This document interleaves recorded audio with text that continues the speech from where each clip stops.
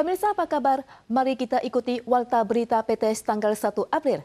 Komando Teater Timur Tentara Pembebasan Rakyat atau TPR pagi ini mendadak mengumumkan latihan militer gabungan pendekatan multi-arah ke Pulau Taiwan, menggerakkan 19 kapal perang di Selat Taiwan dengan tujuan menekan gerakan pro-kemerdekaan Taiwan. Menanggapi eskalasi ini, Presiden Lai Ching-te menginstruksikan Kementerian Pertahanan atau MND untuk mengambil langkah-langkah penanggapan yang diperlukan.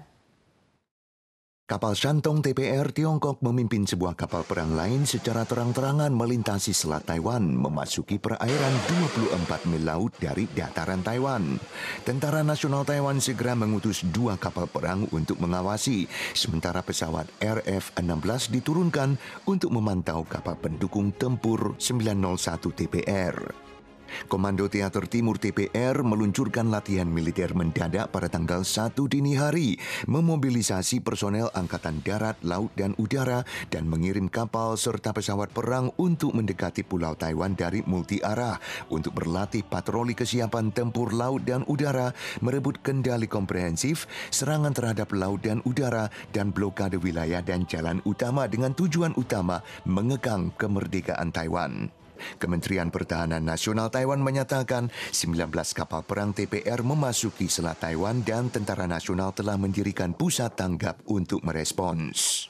山东号的在我们东南的这边的动态，那我们会有充分的掌握加以予以。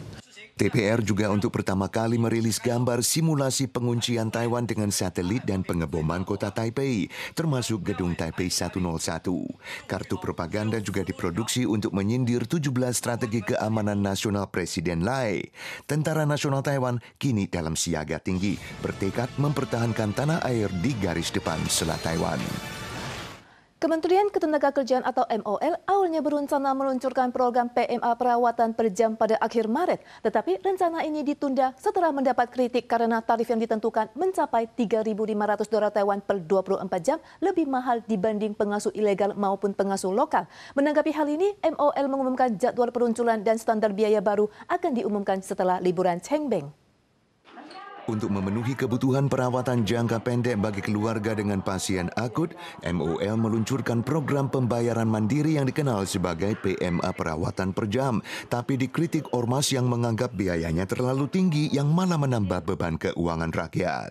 现在最低的 rate 是3000，30天也就9万块了。那一个月真的有多少个家庭会支付得起这9万块吗？ Menurut IAFED, biaya PMA perawatan per jam terlalu mahal. 4 jam uji coba dibutuhkan 1.250 dolar, 24 jam 3.500. Jauh lebih tinggi dari gaji bulanan pekerja perawatan rumah sebanyak 20.000 dan gaji 24 jam PMA ilegal sebanyak 1.200 dolar. Dikhawatirkan keluarga dengan pasien akut mungkin kesulitan merekrut pekerja perawatan rumah. 钟点看护工的薪资 既然远高于在家里 full time 的家庭看护工的时候，那你就会来抢走我们这些正在照顾重症失能家庭的现有的看护。 MOL mengemukakan asalkan memenuhi persyaratan merekrut PMA perawatan rumah untuk perawatan penyandang disabilitas tingkat 2 hingga 8 atau untuk kebutuhan darurat dan kebutuhan jangka pendek, keluarga yang membutuhkan boleh mengajukan permohonan merekrut PMA perawatan per jam. Saat ini, 6 organisasi kesejahteraan sosial sedang menjalani uji coba. Diperkirakan waktu peluncuran resmi dan biaya terkait akan diumumkan setelah Festival Cengbeng.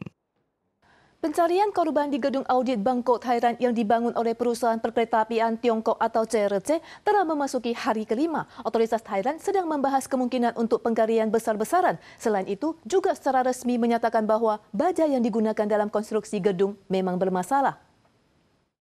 Upaya pencarian dan penyelamatan di gedung kantor audit negara di Bangkok telah melewati masa emas 72 jam. Menteri Perindustrian Thailand mencurigai bahwa gedung ini menggunakan baja yang tidak memenuhi syarat. Sampel reruntuhan telah dikumpulkan dan 13 dari 28 batang baja yang diuji tidak sesuai dengan standar konstruksi.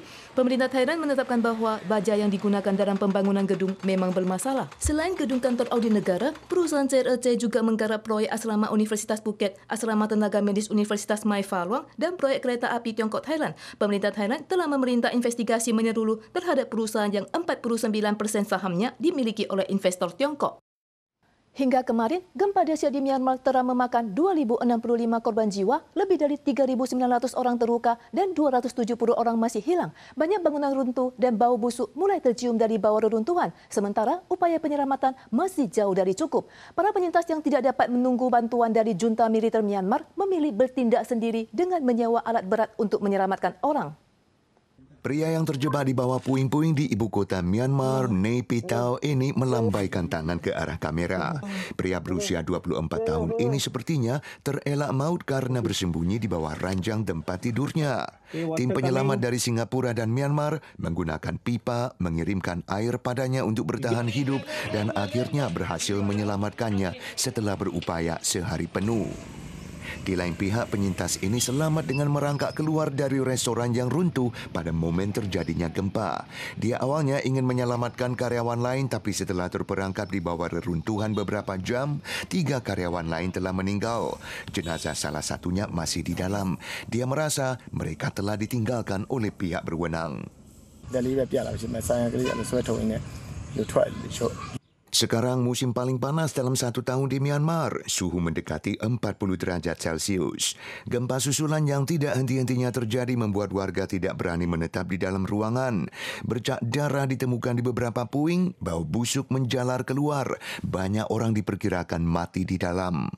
Sebuah TK di daerah bencana runtuh, alat sekolah 15 anak tersebar pada puing. Salah satu orang tua mengatakan dengan sedih, jenazah anaknya telah ditemukan setidaknya dalam kondisi utuh. Organisasi bantuan mengingatkan, krisis kemanusiaan di Myanmar semakin memburuk. Banyak rumah sakit hancur, kapasitas medis sudah tidak mencukupi.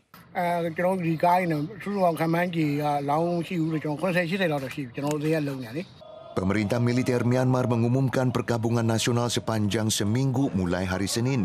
Tapi yang lebih diharapkan masyarakat adalah penyelamatan lebih banyak korban. Myanmar telah dilanda perang saudara sejak 2021.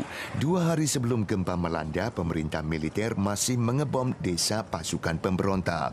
Tampaknya yang paling menderita adalah rakyat yang menjadi korban gempa terbesar di Asia Tenggara dalam 1 abad ini. Setelah pasangan asal Tiongkok Yaya meninggalkan Taiwan pekan lalu, 2 perempuan lain yang diduga menyebarkan pernyataan mendukung unifikasi dengan senjata juga diperintahkan untuk meninggalkan Taiwan dalam batas waktu.